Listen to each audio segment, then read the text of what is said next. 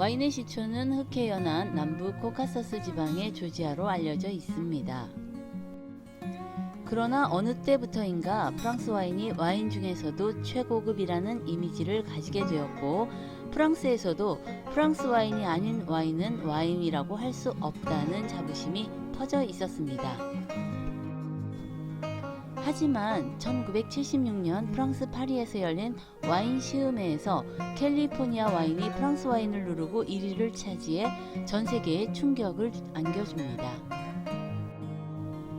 세계 와인 업계에 혜성처럼 떠오른 캘리포니아 와인의 등장. 이번 회에는 그 술, 캘리포니아 와인 이야기를 해볼까요? 과거 역사에서 세계의 많은 와인 생산국들의 프랑스 와인을 따라잡으려는 노력은 계속되었는데, 그중 미국에서는 캘리포니아가 품질 좋은 포도가 자랄 수 있는 환경으로 각광받았고, 이 지역의 UC 데이비스 양조학과 출신들이 와인을 만들기 시작하면서 와인의 품질이 급격히 높아졌습니다. 하지만 시장이나 프랑스 본가에서는 여전히 미국산 와인을 웃음거리로 치부하고 있었습니다. 영국의 저명한 와인 평론가 스티븐 스펄리어는 캘리포니아를 방문했다가 미국 와인들의 품질이 생각보다 뛰어난 것을 보고 프랑스 와인과 비교 시음회를 개최할 생각을 하게 됩니다. 시음회는 공정성을 기리기 위해 블라인드 시음회를 계획했는데, 스펄리어 본인은 당연히 역사와 전통의 프랑스 와인이 이길 것이라고 굳게 믿었으며 미국 와인이 어느 정도 좋은 평가를 받을까 궁금한 정도였습니다. 당시 시음회에 출품된 와인은 화이트 와인, 레드 와인, 각각 프랑스 와인 4종, 미국 와인 6종으로 모두 최상급품이었습니다. 1976년 파리의 인터콘티넨털 호텔에서 저명한 평론가 11인이 미국 와인과 프랑스 와인의 블라인드 테스트를 진행했습니다. 평론가 11인 중 9인이 프랑스인으로 선발되었는데, 블라인드 테스트라 공정성은 문제가 없는 상황이었습니다. 먼저 화이트 와인의 시음 결과가 발표되었는데, 그 결과는 모두의 예상 밖이었습니다.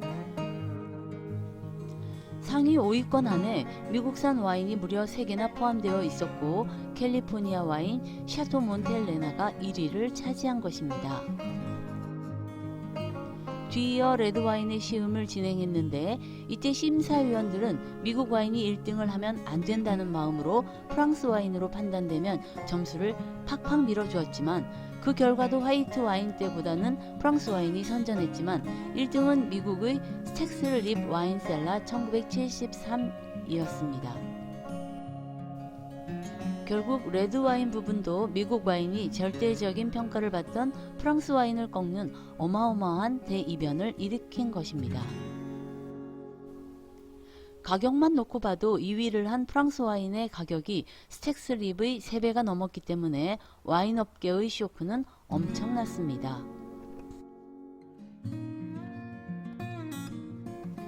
이 사건으로 프랑스 와인 업계의 자존심은 완전히 무너졌습니다. 와인의 시초가 코카서스 지방의 조지아로 알려져 있고, 로마 시대에 유럽으로 퍼져나갔지만 프랑스인들은 이탈리아 와인을 프랑스산이 아닌 것 치고는 제법이네 라고 평가절하할 정도로 나름대로 자부심을 갖고 프랑스 와인은 프랑스 문화의 정수라고 여기고 있었습니다.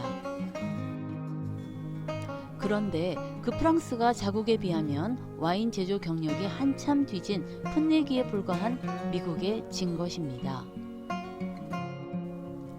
프랑스 언론은 자기들이 문화적으로 천박하다고 여긴 미국이 자기네들보다 더 뛰어난 와인을 만들어냈다는 것을 믿을 수 없어 이 사건을 축소 보도했으나, 무너진 자존심을 회복할 수는 없었고, 당연히 다른 나라들은 이 사건을 파리의 심판이라 부르며 대서특필했습니다. 이 시음회에 참가했던 평론가들은 본의 아니게 매국노 취급을 받게 되었습니다. 미국 와인 업계는 이 사건을 통해 자신감을 얻었습니다. 과학기술을 동원하고 품종 개량을 하면서 지속적인 품질 향상을 한 것이 결실을 맺은 것으로 신대륙 와인들에 대한 편견이 어느 정도 지워지면서 신대륙 와인에 대한 소비도 늘어나기 시작했습니다.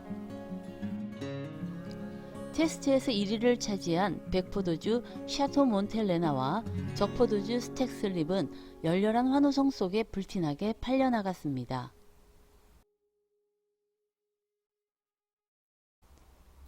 2006년 파리의 심판이 30년이 지나자 그 사건을 기념하고 다시 재대결을 해보자는 움직임이 일어났습니다.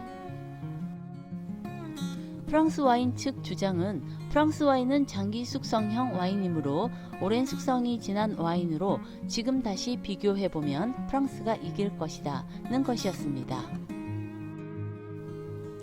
1976년 파리의 심판 행사를 주관했던 스티븐 스퍼리어가 이번 행사도 주관하여 레드 와인을 대상으로 1976년에 이은 재대결이 벌어지게 됩니다. 그러나 결과는 더욱 놀라웠습니다. 1976년 당시 그나마 1등만 내주고 2, 3, 4등을 가져왔던 것과 달리 이번엔 상위 1위에서 5등을 전부 미국에게 내주어 언론들로부터 치욕의 날로 불리게 됩니다. 프랑스의 1등급 와인인 무통 로칠드와 오브리옹이 가히 10분의 1에서 5분의 1 가격이라고 할 수 있는 미국 와인들에게 밀려 패배한 것으로 프랑스 와인 측에서 줄곧 주장했던 장기 숙성 능력은 프랑스가 우수하다라는 주장도 근거가 없어지게 됩니다. 미국은 나파밸리 등 구대륙에는 없는 최상의 기후와 조건을 가진 땅에 현대에 와서 활발한 정보 교류를 통한 상향 평준화된 와인 기술로 프랑스를 이긴 것입니다. 프랑스 와인이란 브랜드 하나만으로 평가받던 시절은 이미 끝났으며 미국과 같이 다른 지역에서도 프랑스보다 더 좋은 제조 조건과 기술력, 결과물이 얼마든지 나올 수 있음을 프랑스도 인정해야 하는 시대가 온 것입니다.